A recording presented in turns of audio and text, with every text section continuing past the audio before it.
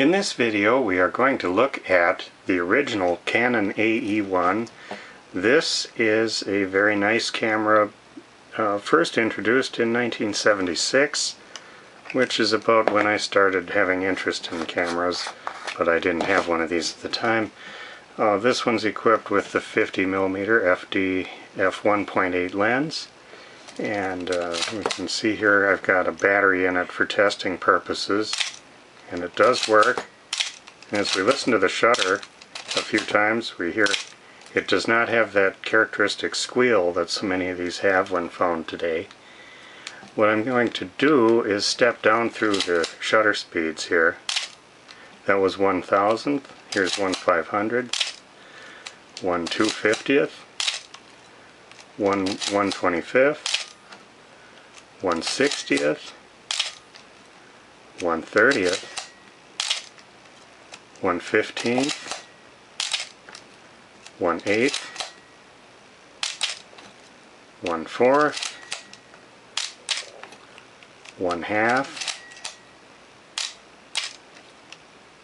1 full second, and 2 full seconds. And it does have a bulb setting as well, and it stays shutter stays open as long as I hold the button. We set this back up here and we swing this little lever out, and that activates the self timer, and then I press that, we see the little light blinking there, and it will eventually start. We can see the light from the front as well. There it went, so that works. We have the stop down preview right here, and you can release it by pushing the little button there, so that works. Looking in the lens there, I see the blades look pretty good. Might be a couple spots of oil, but they're certainly very quick, so I don't see that there's any problem with oil on the blades causing problems. The ASA can be set on this wheel here by lifting that up and setting it, so that works. This is a very nicely preserved example of this camera. I don't see any dinging here around the tripod socket. It must never have been mounted to a tripod. That's really nice. Just nice satin finish. Very little wear on this camera. Surprisingly good condition. Maybe a little bit right there, or is that adhesive residue? Yeah, it's coming off, so it must be adhesive residue from something. It's got the pliable rubber eye cup. Film advance works well. I should open this up and we'll see inside. Shutter curtain looks good, and film transport's working. You can see that.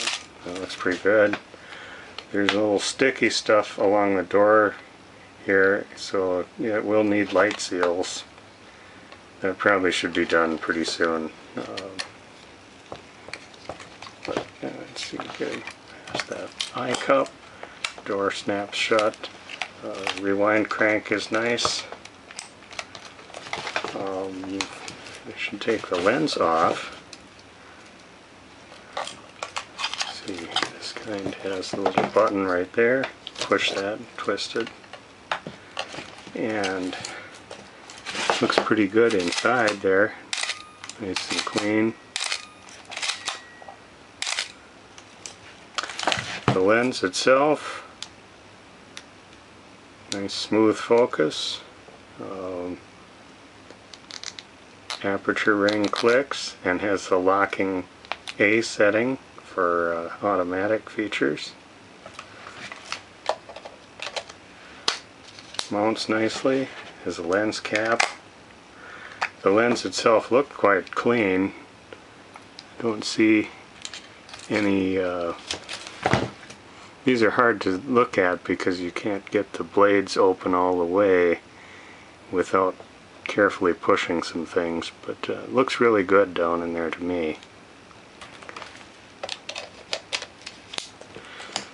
And the battery compartment,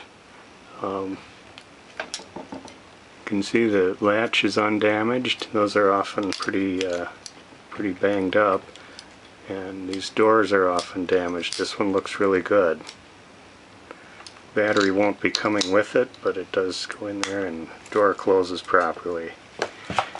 So, and there's this Vivitar UV haze filter. That proves the threads are good, and a Canon branded front cap, and this really nice embroidered wide Canon strap, and swivels. And then one of the really interesting things with this camera is some paperwork here, something about mounting lenses, and then these pieces are actually the warranty cards. Here's the one for the body, serial number 4584094, and here it is, 4584094, so that's always been with it.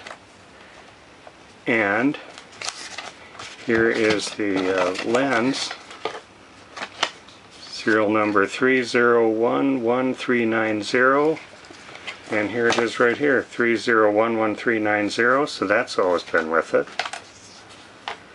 And then this is a receipt, presumably for this camera, 26th April 1981, $229 and some other stuff. Ended up paying $247.57. I assume that was for this camera. So, kind of nice history there.